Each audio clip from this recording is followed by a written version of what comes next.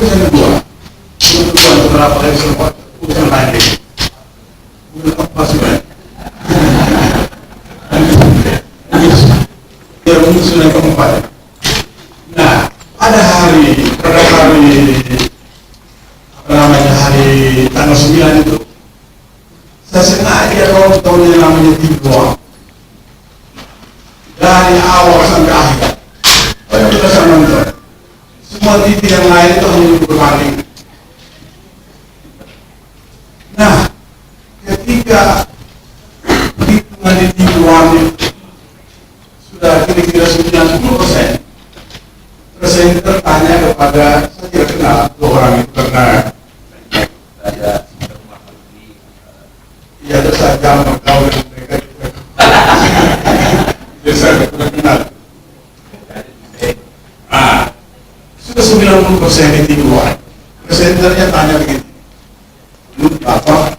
Ini sudah bisa ini sudah solid ini. Jawabnya, belum. Tunggu kira-kira 20 menit. Setiap saat masih bisa berubah.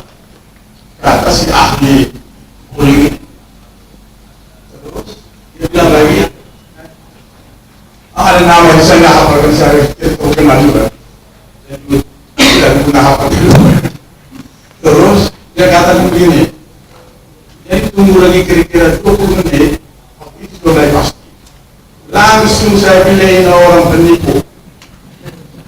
Pasti penipu. Kalau tidak penipu, goblok. Hanya antara dua itu aja.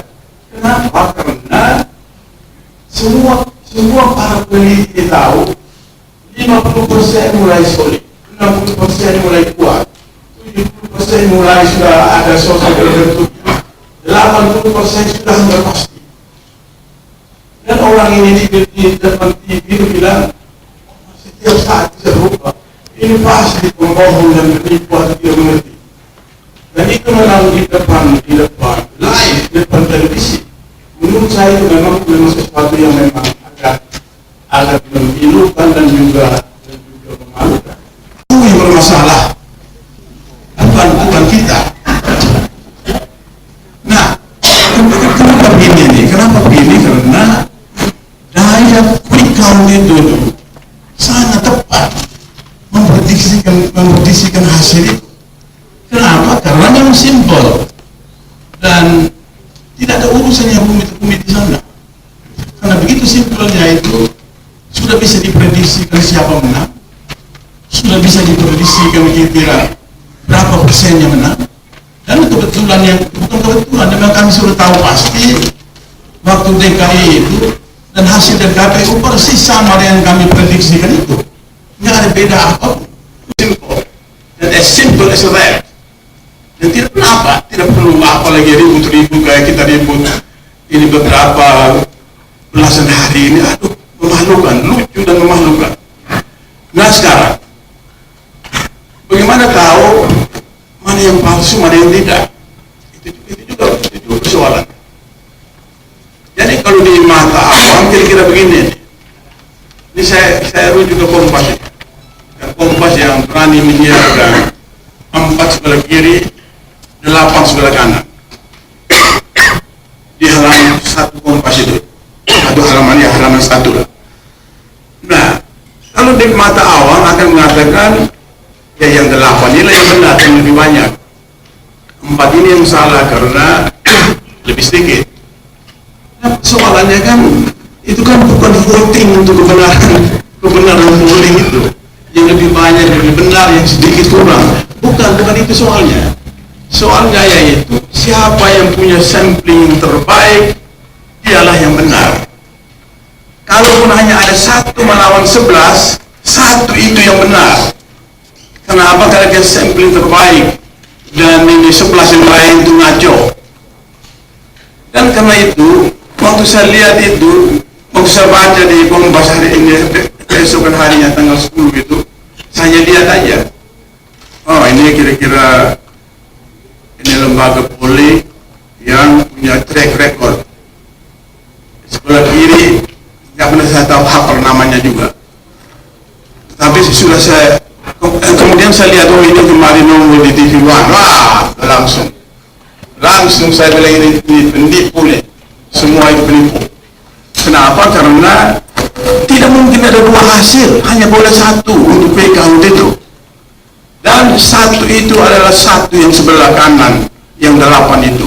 Bukan karena jumlahnya 8, tetapi karena sampling yang terbaik yang mereka punya, etika yang terbaik yang mereka punya, dan karena itu bisa dipegang.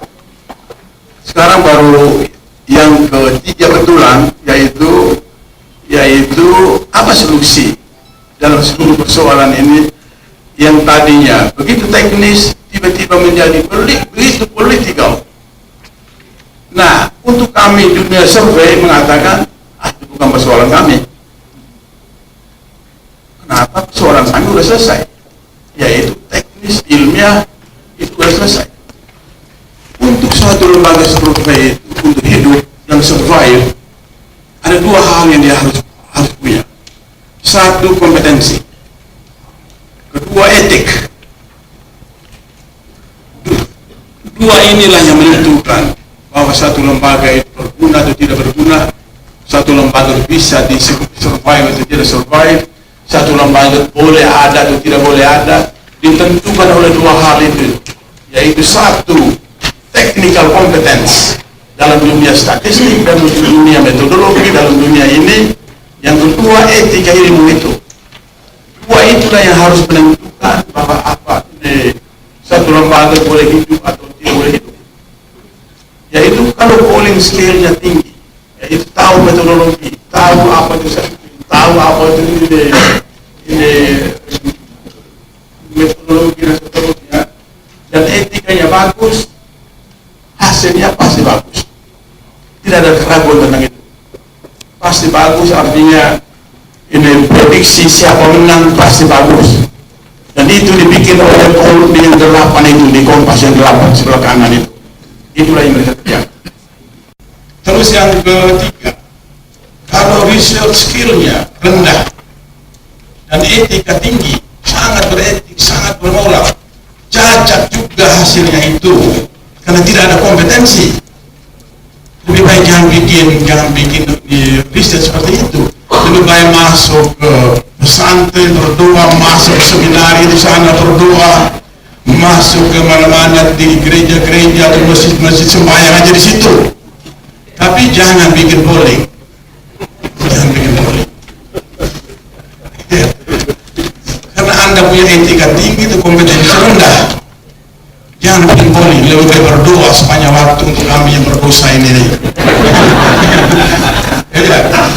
Nah, sekarang yang keempat, yaitu kalau research skill-nya rendah dan etikanya rendah, maka lembaga itu harus keluar dari medan polling, medan penelitian, cari pekerjaan lain. Mungkin Anda lebih baik untuk menjadi pedagang sapi dan pedagang kerbau, tapi bukan untuk polling, bukan untuk penelitian. Nah, itu kira-kira yang perlu saya sampaikan, terutama karena hanya membunuh satu orang itu berbeda kalau ini sudah membohongi negara. Karena itu saya kira keputusan yang harus dilakukan yang disebut dalam tadi serahkan pada polisi dan hakim harus mengacu kepada derajat kebohongan yang bersifat. Nah, yang kedua saya kira yang menarik adalah bahwa semua etika itu punya konsekuensi logis yang saya kira tidak harus sama. Kita tahu etika publiknya seorang dokter berbeda dengan wartawan. Wartawan itu sederhana sekali. Etikanya jangan menerima amplop. Seorang dokter jelas sekali etikanya, dia tidak boleh menyampaikan sesuatu yang persis apa yang diderita. Saya terus terang baru menderita operasi kanker. Dokter tidak pernah berani mengatakan, Pak Anas 2 hari lagi sampai mati. Saya mati sebelum suaminya mati. Gara-gara saya jantung. Ini dokter melanggar etika kedokteran. Etika seorang peneliti jelas semua orang tahu tidak boleh berbohong, tapi bisa salah. Karena itu menurut saya lembaga riset, LIPI, UI, dan segala macam, maka ini menurut saya kaprah sekali. Salah kaprahnya adalah seolah-olah pengertian ilmuwan netral itu kalau tidak memihak.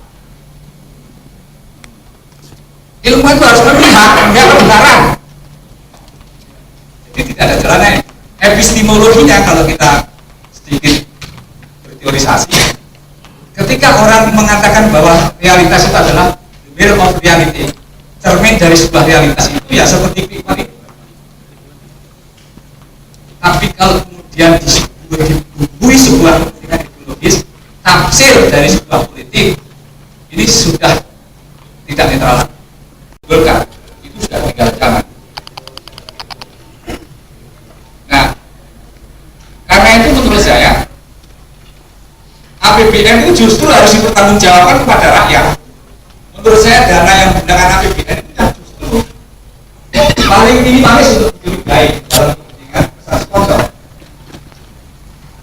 Karena itu terus terang saya mengucapkan salut yang sebesar-besarnya kepada RRI, satu lembaga yang tidak secara khusus seperti LIPI, tapi dia berani mengambil risiko politik, menyuarakan kebenaran dan yang layak dinikmati oleh masyarakat.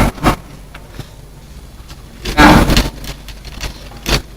karena itu menurut saya tanggung jawab ilmuwan tidak ada lain kecuali merujuk kepada satu etika publik, memihak kepada satu kebenaran dan berani mengambil risiko politik apapun.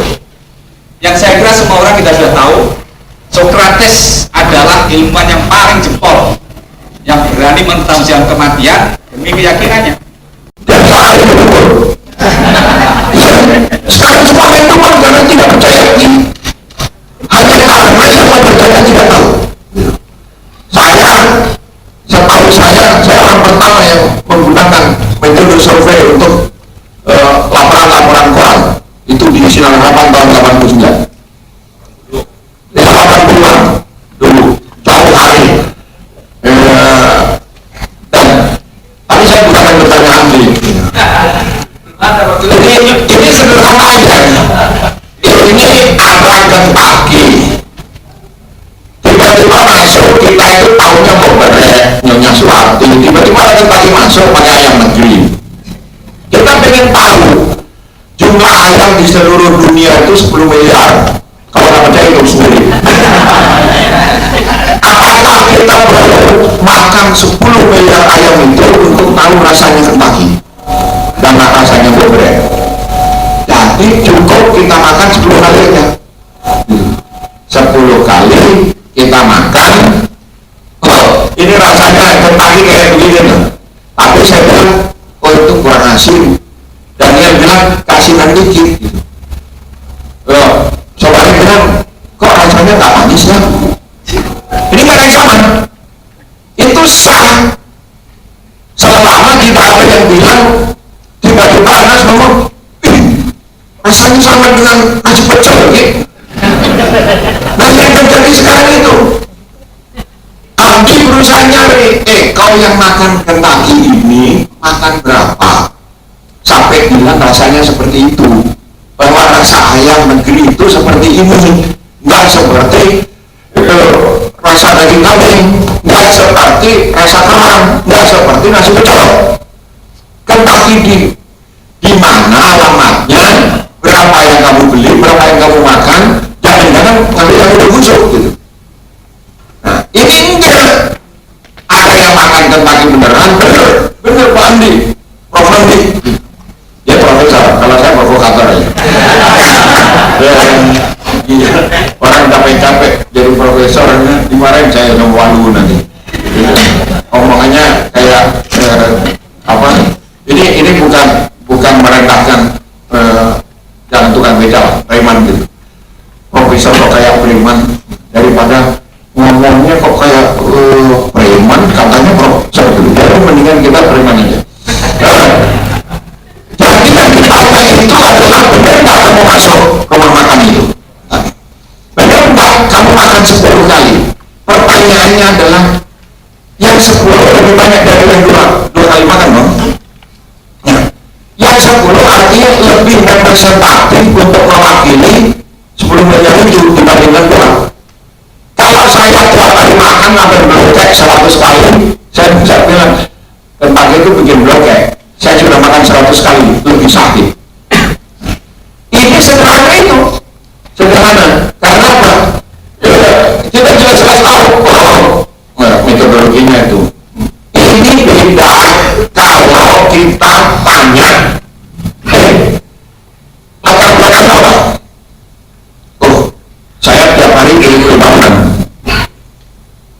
saya ditentangin, nah enak Pak. Kebutuhannya gaji berapa? Biaya berapa? Bapakmu siapa? Anakmu berapa? Kebutuhan sehari-hari berapa?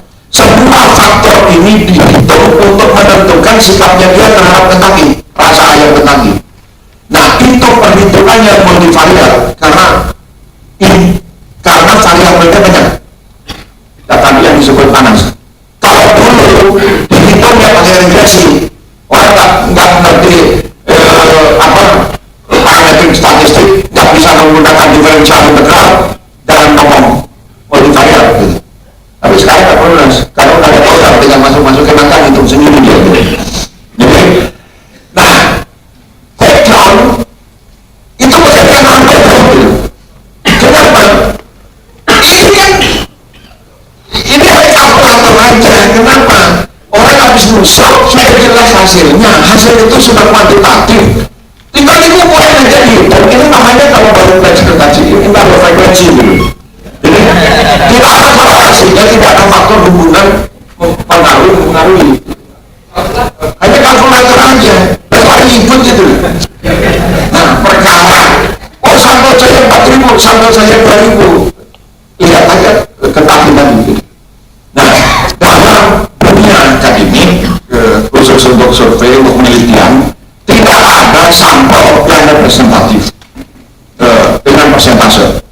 Ada yang bilang harus di atas 2%, baru bisa representatif. Kita seluruh rakyat Indonesia ini percaya dengan Urlium, percaya dengan survei, percaya dengan akademisi. Tiba-tiba ada kasus ini, implikasinya adalah besok-besok lagi ambil mulut profesor, kita nggak percaya anak peneliti senior, apalagi saudari kok satu penonton aja tadi udah nggak setuju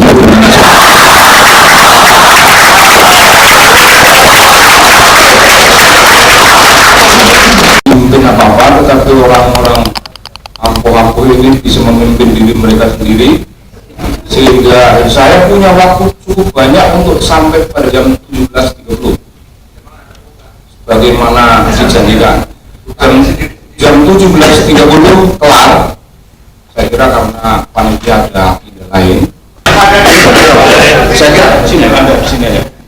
Anda ini orang hebat yang lain, bukan tersangka, ya orang yang mempertanggungjawabkan seluruh apa yang harus diketahui kamu. Jadi istilah teknisnya namanya parallel vote calculation itu diadakan untuk mengontrol kecurangan. Itu tujuan pertama dan utama quick count. Jadi quick count pada dasarnya dilakukan oleh para peneliti itu untuk sebagai alat kontrol, to detect and to deter, gitu ya, untuk mendeteksi dan mencegah terjadinya kecurangan.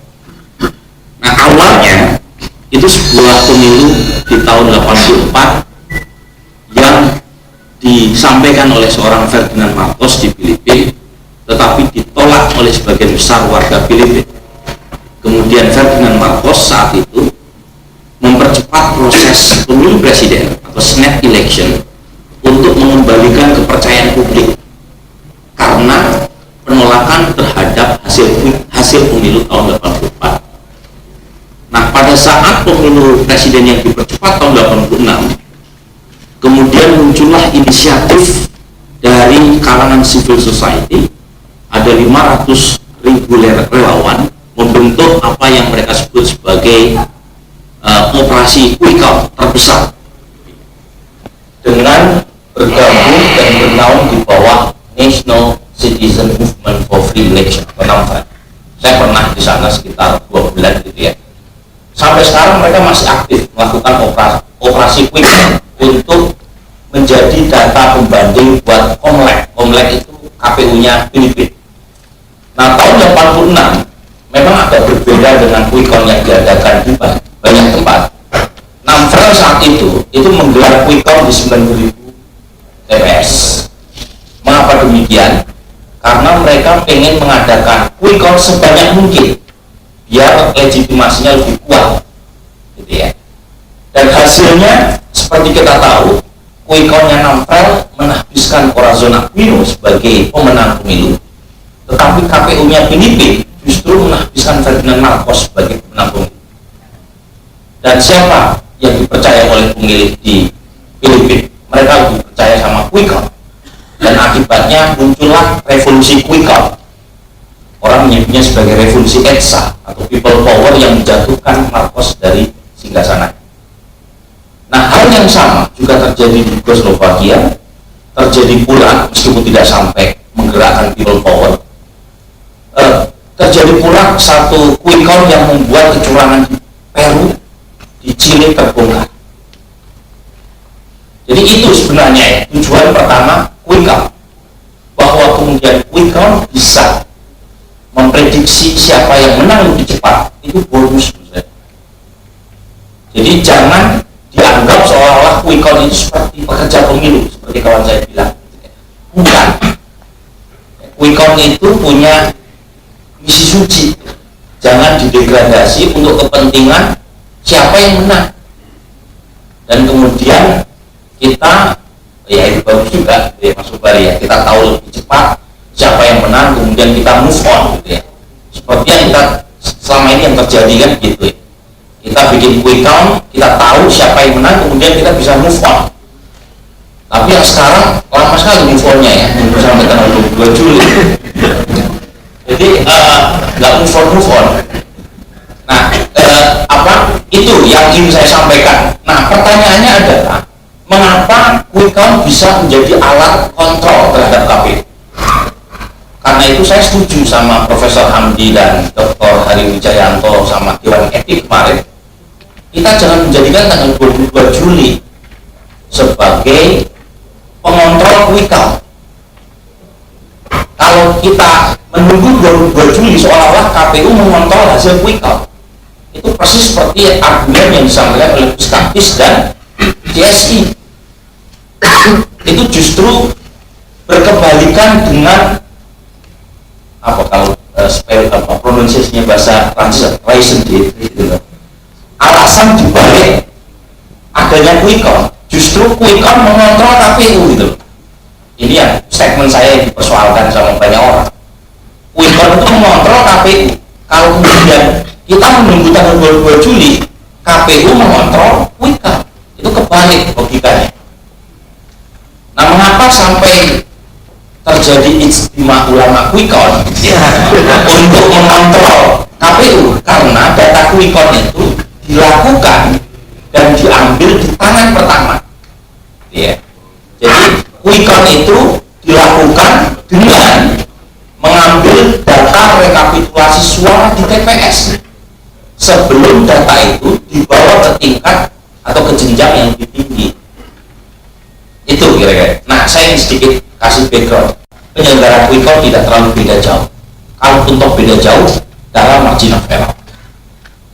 Nah, dalam, saya kira mungkin Prof. Hamdi sudah menyampaikan ya, error itu ada dua jenisnya ya. Satu yang disebut dengan margin of error atau sampling error, yang kedua non sampling error. Untuk margin atau sampling error itu sudah bisa diprediksi, itu secara algoritmik bisa ditoleransi. Mengapa bisa ditoleransi? Karena hitung-hitungannya jelas. Pakai metode penarikan sampel apa? Kemarin waktu di audit, saya dari indikator dan SMRC pakai metode kombinasi stratified cluster random sampling. Karena itu dengan selang kepercayaan 95%, kita prediksi margin of error-nya untuk saya dari indikator itu 0,86% plus minus.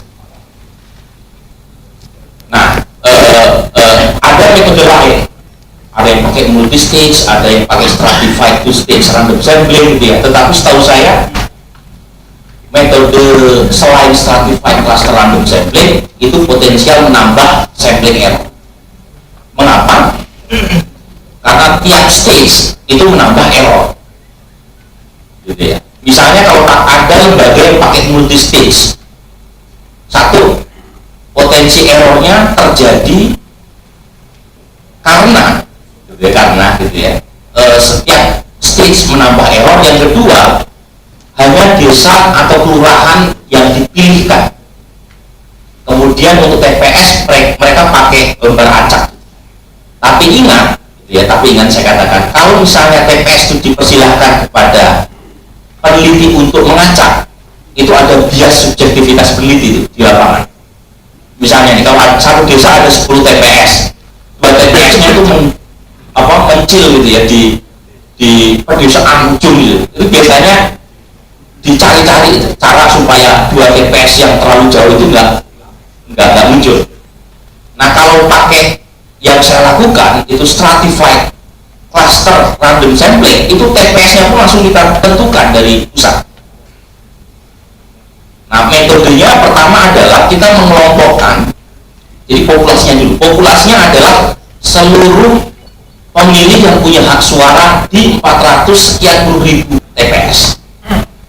Stratanya dibikin di provinsi, ya.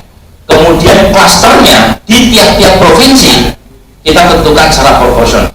Rumusnya, klaster itu menambah error, stratifikasi itu mengurangi error. Kalau saya punya duit banyak, Bapak Ibu sekalian, saya pengen bikin stratanya sampai pada tingkat desa, gitu ya, itu mantap sekali gitu ya. Tapi sampai tingkat kabupaten aja masuk balik, saya nggak punya duit itu. Kalau bikin strata itu mengurangi error. Tapi ya sudah, duitnya adanya sekitar 2 ya kita bisa bikin itu strata di tingkat provinsi, kemudian kita kombinasikan dengan klaster. Nah, poin saya ya, biar kita punya waktu untuk diskusi gitu ya. Poin saya gitu ya,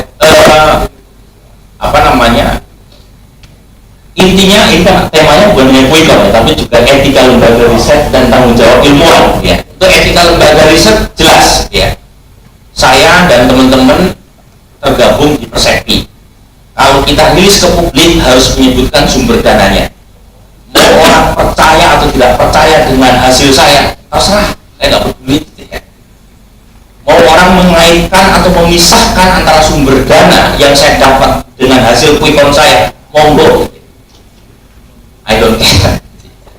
Saya mau diteriakin banyak orang, dibully, tiap orang pun nggak peduli saya. Jadi itu soal etika, ya. Yang penting prosedurnya kita ikuti. Kalau dipanggil tim auditor, dewan etik dari lembaga asosiasi, saya datang. Kalau diminta raw datanya, monggo. Ya. Kalau diminta misalnya bukti-bukti jejak lapangannya, silakan. Kita buka saja. Saya tidak pernah ngumpet ya, dari siapapun, transparan kita. Termasuk dari awal pun, kalau Bapak Ibu sekalian lihat di web kami itu ada semua ya penjelasannya mulai dari TPS-nya gimana, kemudian metodologinya seperti apa, itu bagian dari etika lembaga riset ya.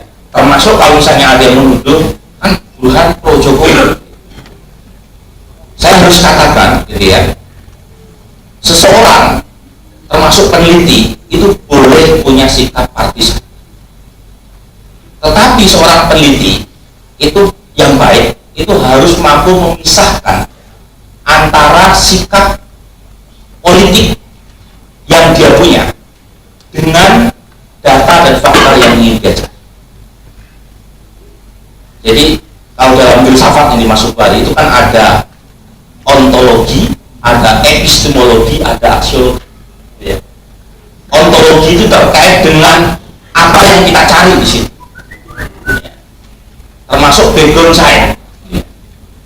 Sementara epistemologi itu terkait dengan metodologi apa yang kita gunakan. Aksiologi, kita bikin Quickcom itu untuk apa sih? Nah, pada level epistemologi, peneliti yang baik itu nggak boleh terganggu kebebasan akademiknya untuk menyenangkan sikap partisan. Misalnya kalau misalnya ya, hasil Quickcom saya menemukan Prabowo unggul, saya akan katakan itu bagian dari sikap ilmuwan gitu ya.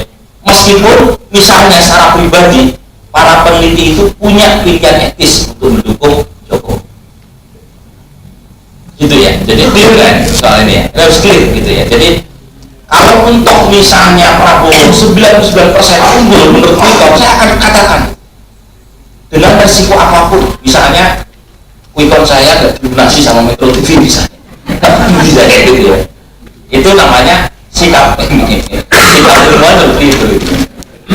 Nah, tapi kalau datanya memang Jokowi unggul, ngapa saya takut untuk mempublikasikan? Kan gitu kira-kira ya. Jadi saya kira itu saya sudah sampaikan semuanya, gitu ya.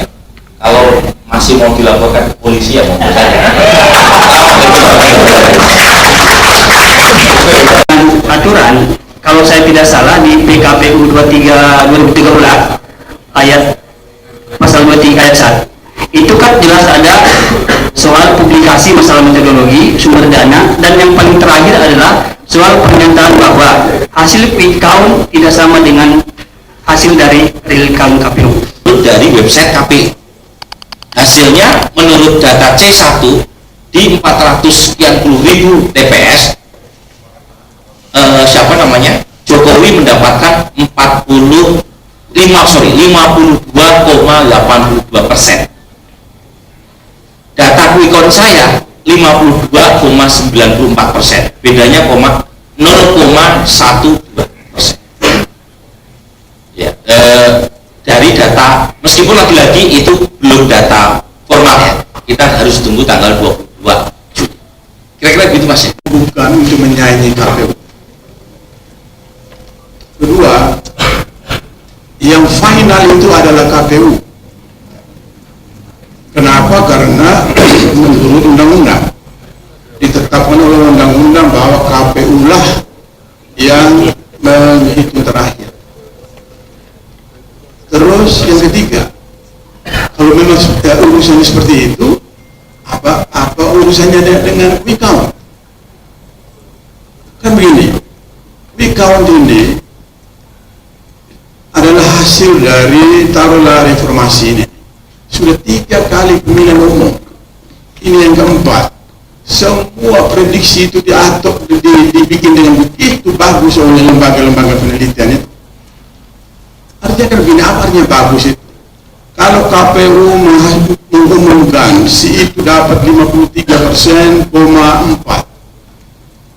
quick count itu nggak akan berbeda jauh. Dia akan bilang 53,5 misalnya. Itu kan dalam batas ini error margin kecil sekali, 0, sekian. Yang artinya karena dia memang itu tidak ada yang beda dengan KPU. 8 itu mengatakan, 8 yang baik ini nih, yang beretika, berkompetensi, mengatakan bahwa Jokowi itu menang. Hanya 4 yang ini nih yang ngaco, kita nggak ngerti nih. Tidak mau dati di audit dan dikeluarkan dari organisasi dan macam-macam itu kan artinya bahwa dari segi pekerjaannya sudah kacau, cacat. 8 ini track recordnya baik dan prediksi 8 ini kan sama. Kenapa saya katakan dari tadi, yaitu bahwa quick count tidak boleh berbeda hasil. Kalau 100 organisasi membuat quick count, 100 itu hasilnya sama. Kalau Prabowo menang, 100 mengatakan Prabowo menang. Kalau Jokowi menang, 100 mengatakan Jokowi menang. Tapi kalau dari sana ada 1 yang mengatakan ini yang lain, 1 ini pasti bermasalah ini.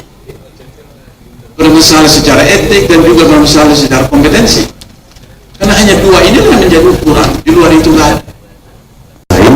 Kalau seperti ini terus, maka akan terulang kembali pada tahun berikutnya. Kalau tidak ada satu regulasi yang terkait dengan pelaksanaan quick count dan hasil yang berbeda, ini kan akan menimbulkan implikasi yang sangat besar terhadap masyarakat. Sekian, terima kasih. Akuntabilitas publik seharusnya adalah kalau kita merasa punya kompetensi, orang harus tahu sekolah kita apa, ya, keahlian kita apa, profesi kita apa, dan produk kita apa. Itu satu, ya. Jadi saya kawan, karena saya tahu orang Mahfud apa. Setahu saya dia akan dipilih karena dulu Menteri Pertahanan. Yang kedua,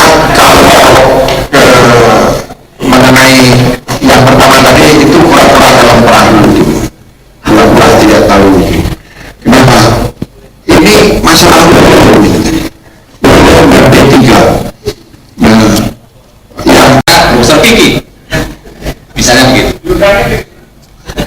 Nah, dengan kata lain, apalagi Pak Mahfud pemain, pasti dia tidak netral, sehingga dia ngomong bahwa Lubis serba salah misalnya itu. Saya bukan karena orang TV lalu menyudutkan Pak Mahfud, tapi kompetensinya Lubis selalu salah gitu kan. Nah, dia ngomong gitu. Tapi yang survei selalu salah. Ya, tapi kami tak goblok. Nah, karena itu saya kira masalah kompetensi menjadi penting. Jadi misalnya adalah don't judge book by its cover, jangan melihat buku itu dari covernya. Profesor banyak yang bodoh, yang pedok, yang sontoloyo. Ya. Jadi tidak ada jaminan profesor itu pintar dan memiliki expertise. Yang kedua saya kira jawabannya agak moderat. Ketimbang badannya mungkin begini. Lembaga quick count itu akan bisa lebih benar ketimbang hasil KPU kalau KPU-nya curang. Tapi sebaliknya, kalau hasil quick count-nya yang sontoloyo, pasti dia yang salah dan yang benar hasil KPU yang benar.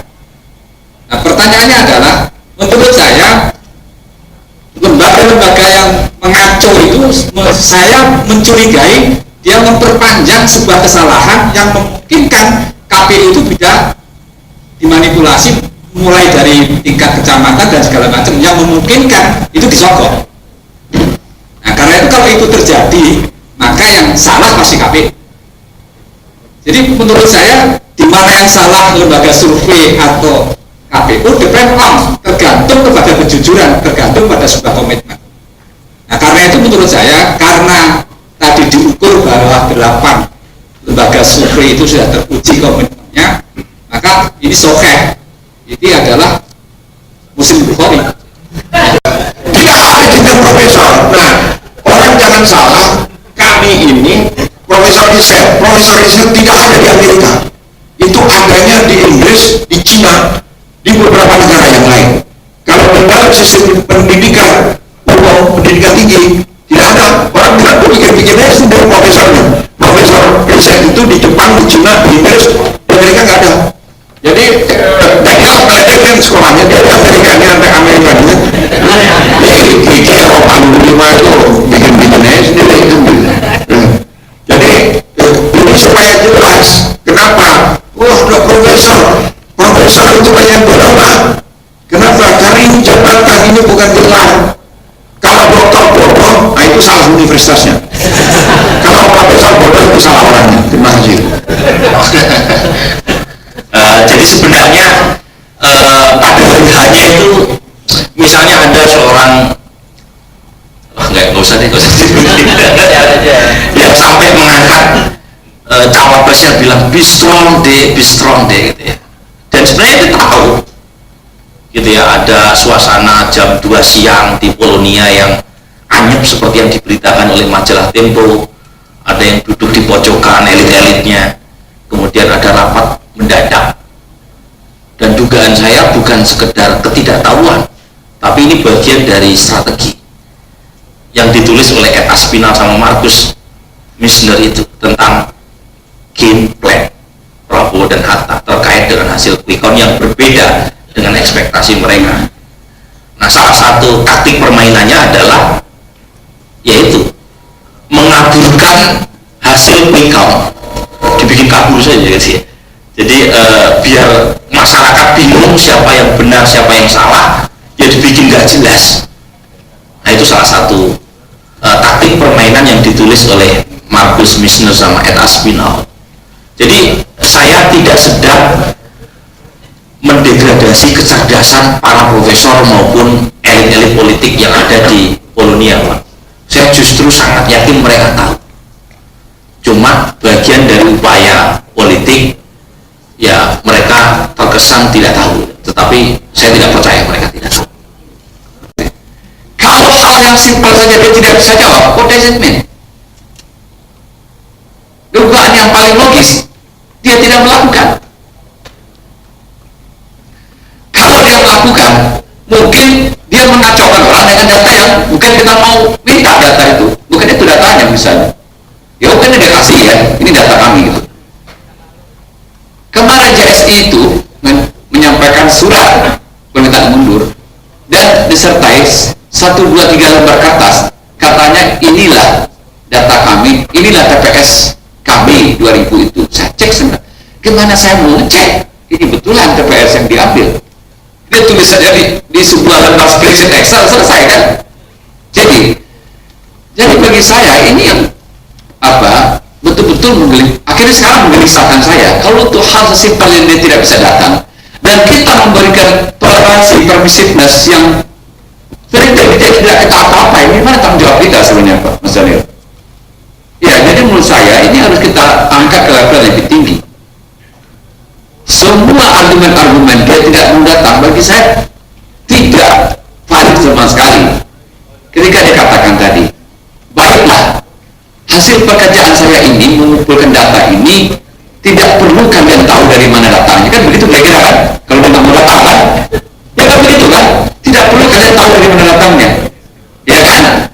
Yang penting datanya ada, dan saya pertanggungjawabkan ini nanti betul. Apa ukuran betulnya? Kalau bersesuaian dengan data KPU, dia yakin dia akan sesuai. Tanggung jawab dunia akhirat. Tapi bagi saya, ya, saya katakan saya tidak ada urusan dengan KPU. Saya tidak ada urusan. Saya berpikir sangat naif. Kalau Anda mengklaim data Anda ada, mari bawa ke kami. Kan itu saja kan? Bawa ke kami, terus kami bisa telusuri dari mana datangnya data itu, kapan dikumpulkan dan seterusnya gitu, ya, siapa yang mengumpulkan. Itu kan itu yang sangat very simple sih gitu loh. Jadi saya menempatkan orang yang berpikir naif saja. Kalau ada data, ada prosesnya. Nah, bisa nggak Anda jelaskan ya kami prosesnya seperti apa? Jadi audit kemarin itu sebenarnya sesimpel sih, saudara-saudara sekalian, Bapak Ibu sekalian. Tapi sekarang menjadi sesuatu yang sangat bermakna, ya, karena itu pun dia tidak bisa penuhi. Itu yang naifnya. Tapi terus kita nggak naif itu juga Bapak Ibu sekalian. Kita kan sekolah juga gitu. Kalau diajak debat tentang metodologi kita layani kan begitu. Gak semudah itu juga kita ditipu gitu kan. Tapi hal yang simpel saja kan kita tidak bisa penuhi. Mau datang kasih lihat, oke, kan begitu ya. Jadi ini memang jadi apa? Dan mungkin ini sikap kita ke depan. Jadi saya setuju dengan mungkin kita perlu regulasi. Saya kalau begini ya. Tadi saya pikir untuk melakukan ini kan hal gampang sebenarnya. Kenapa kita perlu regulasi ketat? Jadi mungkin menurut saya, mungkin persoalannya sekarang kalau kita sedikit agak mulai bersangka buruk saja, mungkin soalnya menurut saya ini integritas menurut saya. Jadi saya setuju dengan Pak Daniel tadi, Mas Daniel mengatakan sebenarnya ini tidak usah juga dikait-kaitkan apakah yang melakukan ini konsultan atau bukan konsultan. Duduk soalnya bukan di konsultan, bukan tidak di konsultan. Duduk soalnya adalah apakah dia melakukan pengambilan data itu dengan benar, dan itu sesuatu yang gampang kita cek, as simple as that gitu loh. Ya tidak usah dikait-kaitkan bahwa dia punya apalagi sekedar preferensi politik. Hari ini mana orang yang tidak punya preferensi, ketika dia memilih itu dia punya preferensi, ya kan? Lagi banyak tuduhan itu, tentang maling. Apa yang kita mau kata Mas Sobari? Ya maling, maling tangkap penjarain, selesai begitu. Makasih. Bukan cuma sekedar nanti ada anggota atau daripada lembaga riset yang hanya bisa dipakai kalau hanya tanggung jawabnya dia ubah, karena besok juga dia bisa buat yang baru lagi. Makasih. Nah, apa hubungannya ini dengan bahwa di tujuannya apa terhadap orang yang ini lembaga seperti itu? Kalau kita ikuti pemeriksaan dari Persepi tadi, dikeluarkan dari keanggotaan, dua tidak datang. Dan dua yang datang itu dalam arti bahwa tidak mengikuti etika ilmu. Itu sudah jelas keluar dari situ. Tidak mengikuti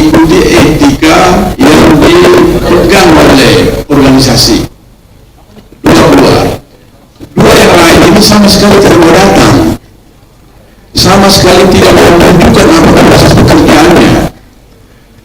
Untuk kita yang tiap hari berusaha menangkap gituan itu, nah tidak mau datang dan menunjukkan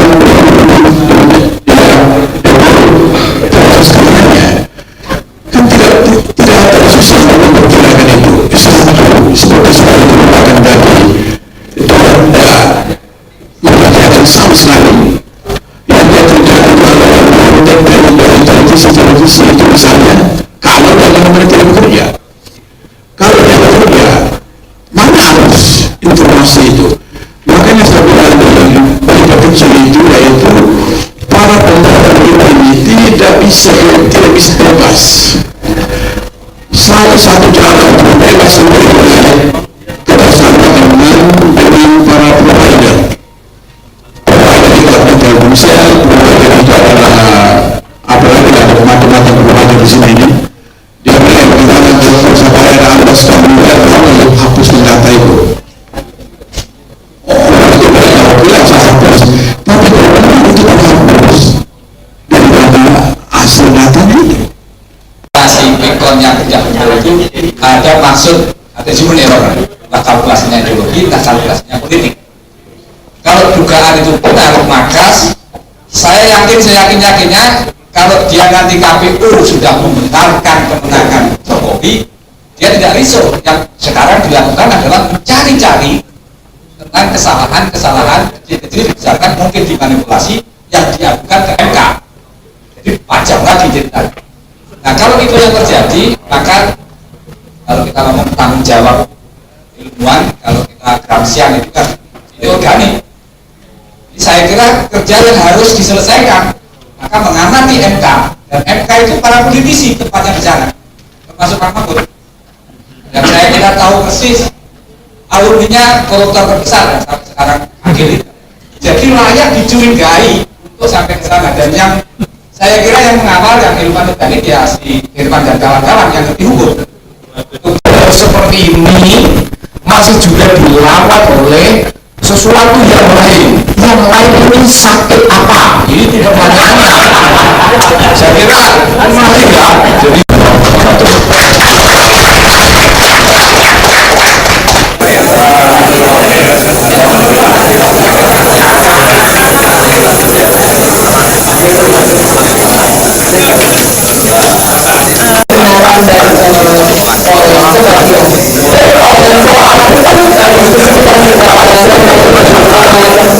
Jadi